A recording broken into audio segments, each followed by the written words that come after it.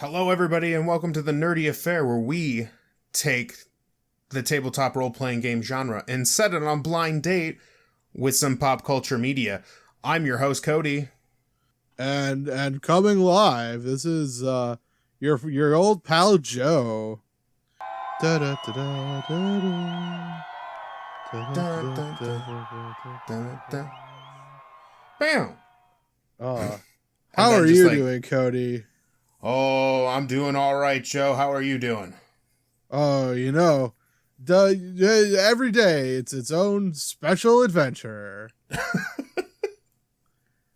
What nerdy stuff have you been getting up to, my friend? Anything new? Anything fun? Yeah. So, here's the thing. I have a very love-hate relationship with a very particular video game. And its name is Destiny 2. Oh, okay. I thought you were going to talk about The Last of Us, because that's what everyone's been talking about. Oh, no. I'm not going to touch that with a 10-foot cattle prod. Okay, fair enough. That being said, I have a very love-hate relationship with Destiny 2. It has sunk more time than I could possibly imagine in that game, but also has made me the most upset and angry and all of the emotions, like, put together in, like, just a mess. Okay. And here I am, back again, being like, please just step on me and do whatever it is you want while I shoot aliens with space guns. Okay. So, here's the thing. Doing the De Niro nod? Yeah, so here's the thing. It's got a wild and fun and crazy story, and while the certain reward systems aren't very unique or extraordinary, the gameplay is from Bungie. These are the guys that created the original Halo games, and all of the gunplay, all that combat is so crisp, because I can talk, so crisp, so smooth, so good. It's so good. But then, like, there are these MMO mechanics, and, like, you know, that you gotta play every week mechanics to it that, like, at first I'm like, oh yeah, it gives me stuff to do every week. Neat. And then eventually another game comes out and I'm like, Destiny, I just want to play the other game for, like, just until I finish it. And then Destiny 2 comes over and is like, you don't fucking leave until I tell you to. And it's like, fine. And boy. Yeah, it's got me by the hooks again. There's a new fall expansion coming out. Okay. Which is always, like, just a ton of new content, tons of fun things to do. But I know at some point in November or December, I'm going to get burnt out and be like, I'm done with Destiny. And then the fall's going to come around again. And it's going to look at me and be like, Cody, I'm back. And then I'll be here, not knowing how to feel about it. Fair enough, man. Yeah, it's a very weird relationship that I have just exposed to the entire internet. What about you? What nerdy stuff have you been up to? Oh, I've been reading the books of comics. Nice. Any good ones or any dingers? I read a super fun comic called I think it's called Superman Crushes the Klan or Superman Smashes the Klan. The KKK clan or? Mm-hmm. Okay. Well, okay. So they're called, like, the Holy Knights of, like, the Serpent or whatever. Okay. But, like, it's the KKK, which is a comic that came out last year. Nice. And it is adapted from a radio play from the 50s. Because that's, like, a fascinating thing about comics, in my humble opinion, is that it's, like, it's one of these rare mediums where you kind of have multiple influences influencing the medium all at the same time. So, like, for instance, I think, like, a big one is the reason Superman started flying was that there was this, like, animation studio that was doing animation, like, animated Superman shorts for, like, movies, and they thought it just looked very silly that he was just hopping around all the time. So they were just like, he can fly now, and then suddenly he could fly in the comics. So like this comic, like I'd be curious to go and check out the radio play that it was based on, but it's kind of like this interesting two-handed thing, because so it's following this family of like Asian Americans who had moved to Metropolis and are like dealing with like living in a new city and like meeting new people and like dealing with, you know, like the biases of suburbia.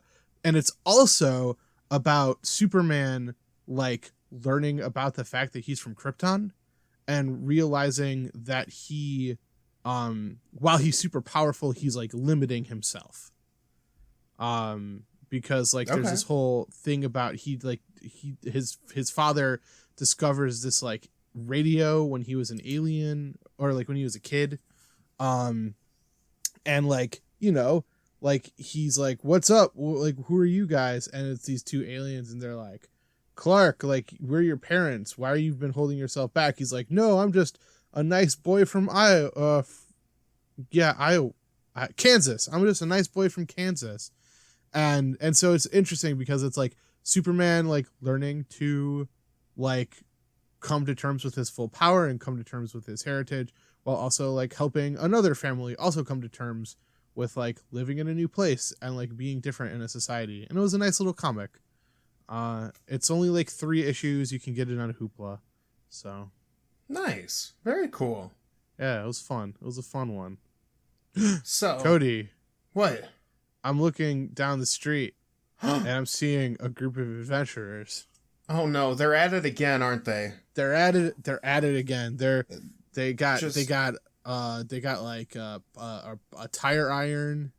Oh. And like chains, and like they're singing doo-wop around like a garbage can. Okay. Yeah, like playing up the homeless bit up in here. No. I was doing like a West Side Story thing. Oh, okay. Yeah, and they're like snapping their fingers and yeah, they're like the Sharks or the Jets. Okay, so now they're just a gang. Okay. Well, a group of adventurers, but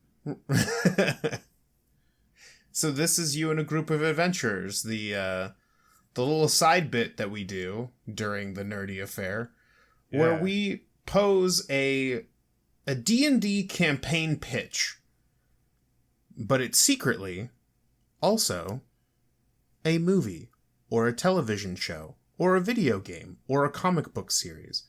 And then the audience has to figure out which one they're doing. So last week, our question was, or our prompt was, you and a group of adventurers must stop a famous public figure from releasing a technological doomsday. Okay. This is a movie. It's a movie. I have a guess, and I think it might be wrong. Okay. It's not technically a technological doomsday. Is it Watchmen? You know, I'll give you points because that is fairly close. Yeah, okay. But I was like, it's not the one that I was thinking of, but if this was a game, I would definitely be like, you got bonus points for like matching the prompt. You would like go to the judges, and the judges would be like, we'll give them some points. So here's a hint that I will give you. Okay. In my opinion, this has got one of the most wildest fight scenes I've seen in my entire life. Wildest fight scene. It's a movie.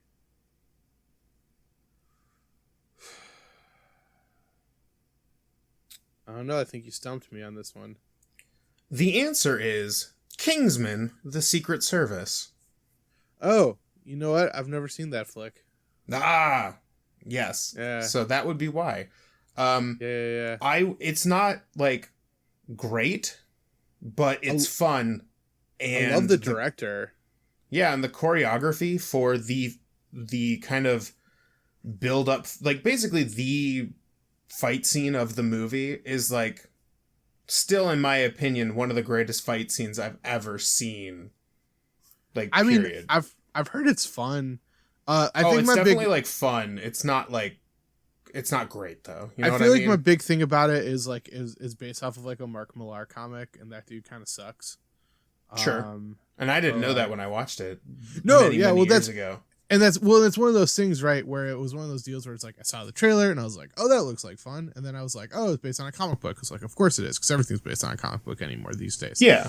And then I was like, oh, cool. And I looked it up and was like, oh, it's by Mark Millar, and I was like, I like the director, so yeah, like I said, it's fun, and I enjoyed what I saw, but it's definitely not like in my top 10 or anything like that. But arguably one of the, like, even if you just look up Kingsman church fight scene, it is the most wild fight ever. Like, it's so good. Like, I can't even, like, I don't want to say too much more than that, because just everything about it is amazing.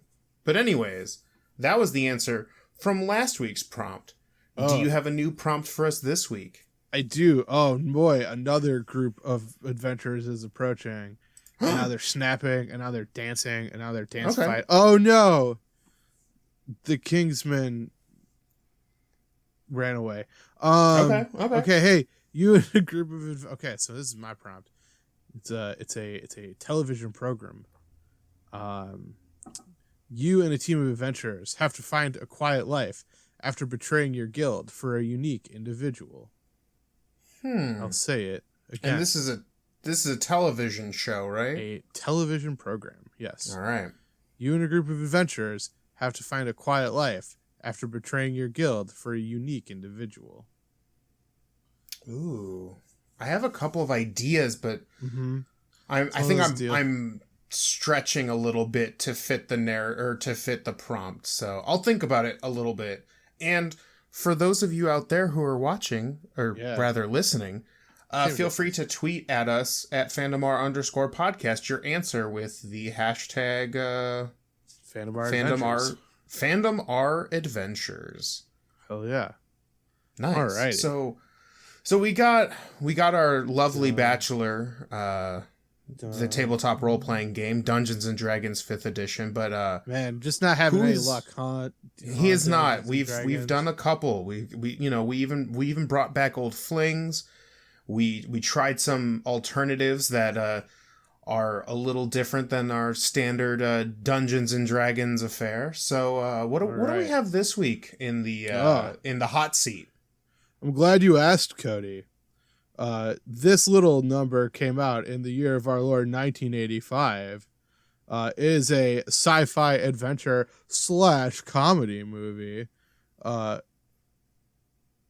Be prepared to go back in time with this bachelorette or bachelor, I don't care.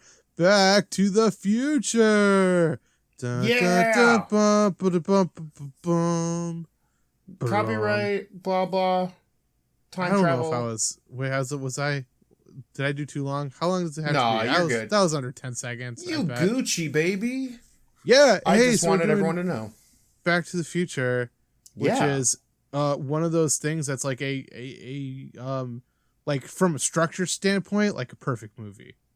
Yeah, like, absolutely. It's also like, if you were to tell somebody the plot, like if you were to go up to like a movie producer nowadays and be like, I have this idea for a film, and then pitched the Back to the Future 1 movie, you would have been laughed out of the producing building, Producing Incorporated.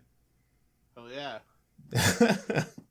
But yeah, I mean, it's one of those flicks where, like, you know, I feel like it's going to be one of those evergreens where, you know, you just kind of you could throw it on and people are going to find entertainment with it. You know, maybe there's a couple aspects that haven't aged like the best in the world, but like, I think it's one of those deals where it's just so much fun, and the characters are just so charming and things like that. Yeah. It's a lot of fun. But hey, how does it work as an RPG? Well, here are some of my thoughts. Yeah. And hit me with those tweaks. Here's tweak number uno. Number 1. Okay. So I think one of the biggest tweaks is having a ticking clock. Okay. I love so ticking clocks. I think that this is like one of the most important things about Back to the Future, but also like with like a time travel story is like, you know, have a what's the word I'm looking for?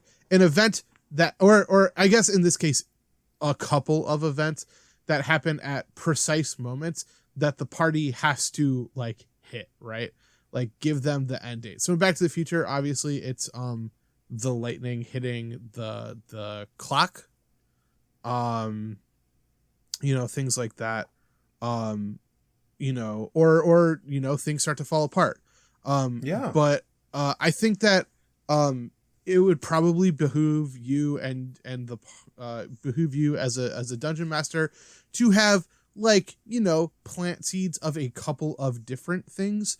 So like if the party isn't necessarily drawn to like if they hear about like, oh, like the lightning hits the clock tower and they're just like, lame, like, okay, whoops, there goes the big ticking clock thing. I mean, I guess in literally this case it is a ticking clock. Like, you know, plant a couple of seeds, but like make sure to like they need to figure out what the like big thing is to get them back to the future. Yeah. I also think that the threat of like losing something in the present is also an important thing to establish, which I feel is along the same lines. So in the case of Back to the Future, there's sort of like a dual ticking clock, which is Marty has to be at the clock tower at a particular time. And also the longer he waits and messes up getting his parents back together, the more you see his brother and sister like fade on that picture. Yeah. So two pretty serious ticking clocks. So yeah. For sure. I agree with that. Yeah. Having several ticking clocks going off at the same time will create that tension, that sweet tension from Back to the Future. Yeah. Tweak number 2. We need a fresh coat of paint on that D&D 5e, man. Okay. Unless you plan on doing everything set in the Dungeons and Dragons universe, I think, you know, if you want that like that 1980s vibe, we're gonna have to change. We're gonna have to like reflavor some stuff, right? So like this is kind of like this is like the sprinkling. This is your world building. Bards, they're aspiring musicians, right? I think Marty kind of like low key wants to be a bard. Yeah. Barbarians kind of want to be bards. Yeah, barbarians, bruisers or thugs, something akin to like the 50s Biff Tannen, right? Like just like a yeah. Right. And then like this is the biggest one. Wizards? No. They ain't casting spells. They're scientists, and all their spells are gadgets and things of the scientific nature to resemble that. What's now, granted, Ranger? Ranger is kind of like your camp counselor. Okay. All right. Yeah. So you were prepared. You were too prepared for that. Yeah. I have a whole bit written down here. I think you have to shave off a few that like maybe don't make sense in your thing, like clerics, like warlocks, sorcerers. It might be hard to like sell those ideas. A fighter, it's like, oh man, he showed up with a sword. You might want to reflavor the weapons and things like that. Like, it would make sense if they came around with like, you know, maybe a billy club that they had tucked like in their back or whatever, or a knife or something. But yeah, magic can be reflavored to like scientific gadgets. Bards have basically the cult of personality, where like their spells are actually just them like influencing people because of like how they are. Or just general tools that you'd use for survival in the case of rangers, like I said. Like, they're camp counselors. They're the ones who go out in the forest and they know, like, oh yeah, I can set up a trap with, like, nets and things. And granted, we're not, unless you want to follow this route, we aren't fighting dragons and dungeons this time around. You know? We're accidentally wooing our mothers in the 50s. I would imagine that combat probably plays a lower tier in this. Although, Uh-huh. that is not to say I would have loved to see a full-out brawl with Biff Tannen and all of his people and see if you can punch their lights out. But the objectives are going to be a little different. You're not going into dungeons and clearing them out to get gold, to find the MacGuffin or whatever. You're like, because this is Back to the Future, and because any little thing that you do in the past can totally destroy the future, mundane tasks or trivial tasks can become huge points of conflict. I mean, literally, one of the tasks is Marty needs to hook up his mom and dad. Mm-hmm. Like, it's something super trivial. It's like, it's getting these two people to date, but it's super intense in this scenario because of the way time travel works. So yeah, again, it just needs a little bit of paint, but I think it's very easy to kind of take the white out, kind of scoop it over some of those weird Dungeons and Dragons terms, and get that 80s vibe going on. Hell yeah! All right, tweak number 3. Number 3. Well, we went from like a 50s game show to like the worst 90s trash garbage. So yeah, the game works. I would argue that were I to be sitting at a table as a dungeon master, or I guess in this case, a high school gymnasium master. Okay. Yeah. I think that in this case, the best plan is to react, not proact, if that makes sense. So basically, like, what I mean by that is, like, the way that Back to the Future works best is that, you start with like the little story of Marty finding out about how his parents met, and then you like learn the little story about how Doc Brown figures out about how to build a time machine. And so you have some pieces, and then he goes back in time and immediately starts fucking shit up, like Cody said. Basically, like, it's, as a DM, just keep tabs of what the party has been doing, like, little things that they do here and there, and then come up with like, show the results of this, right? So show the impact of the party's actions. So I think one of the best examples of this in Back to the Future is that at the beginning they're at the Twin Pines Mall. Marty goes back in time, knocks down one of the pine trees with the DeLorean, and then when he's back in the future, it is the Lone Pine Mall. So, there are like big things, like he kind of alters his life in a weird and interesting way, but he also alters his town by, like, messing with little tweaks here and there. So I think that as a DM, just kind of be paying attention. Don't necessarily try to get your players to hit these marks exactly. Just pay attention, keep notes of what they're doing, and then show them their impact when they eventually do get back to the future. So, yeah. And for those of you who might not necessarily play in a very reactive way, as a DM, I know that was not my biggest strong suit when I first started. I have a tweak number 4. hit me with it. And we're gonna call it the butterfly effect die. Okay.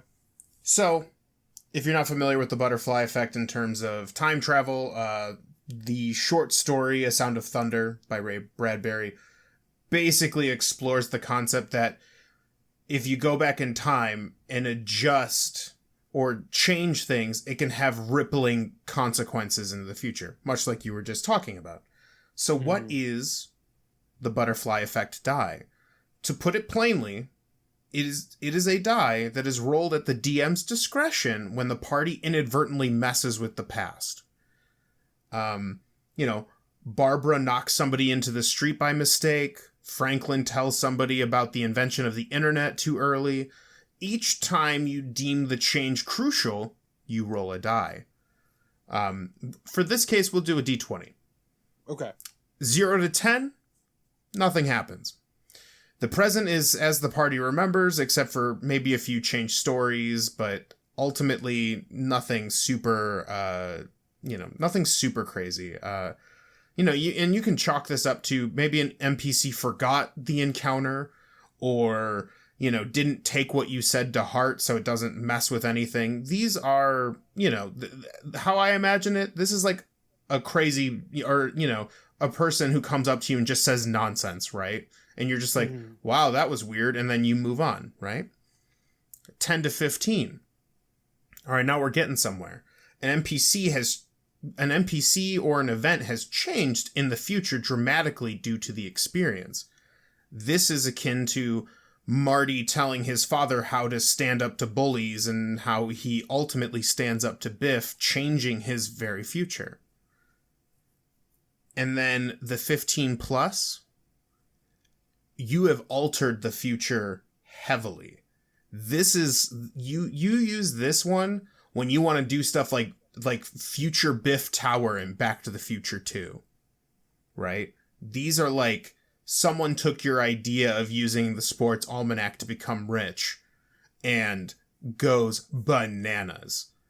And granted, you can change these tiers, because technically there is a 50% chance that every major thing they do can alter the entire time stream, and that might be a bit much, or maybe it's the right amount for you. It depends on the kind of game you want to play.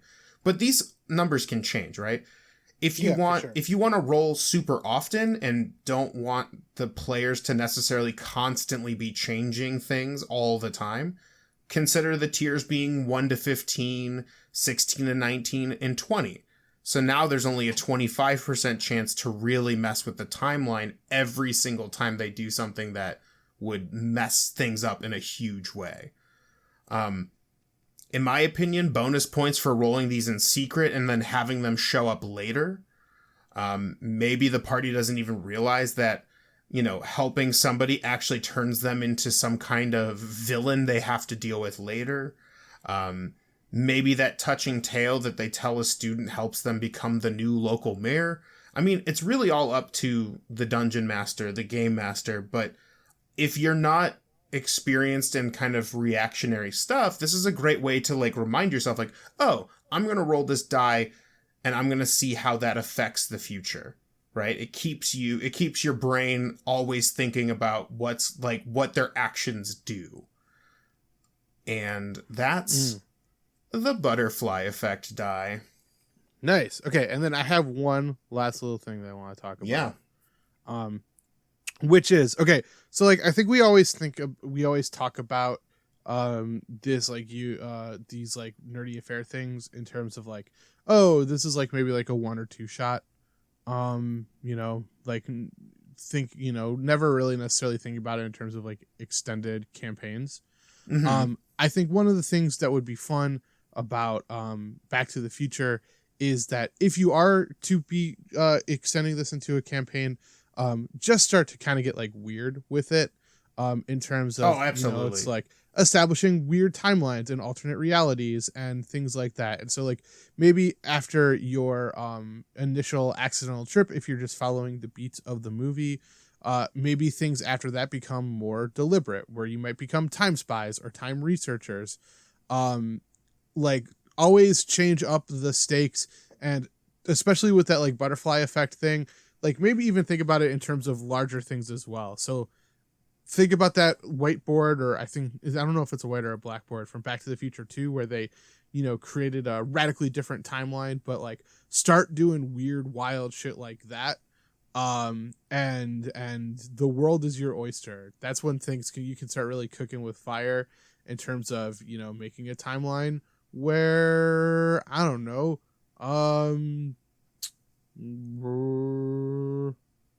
let me think here. Maybe a timeline where JFK wasn't assassinated, and what happens then, Yeah.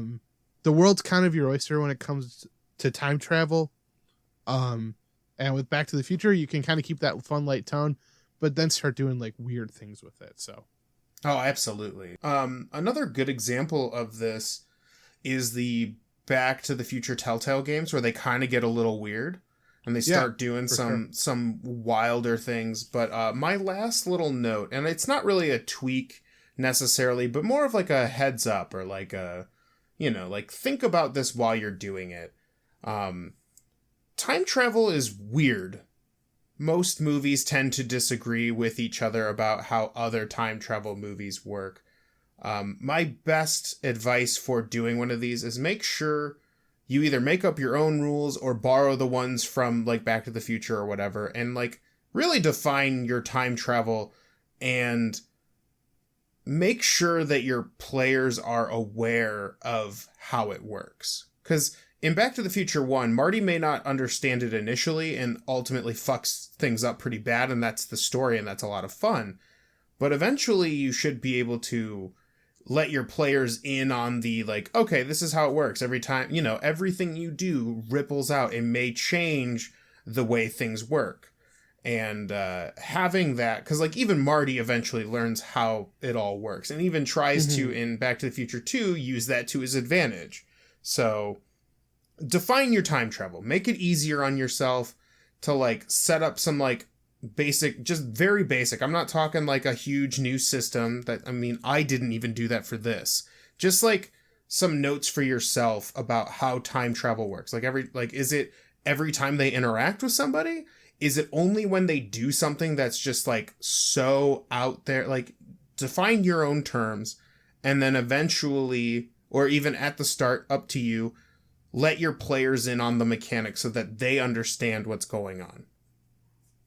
Yeah, agreed.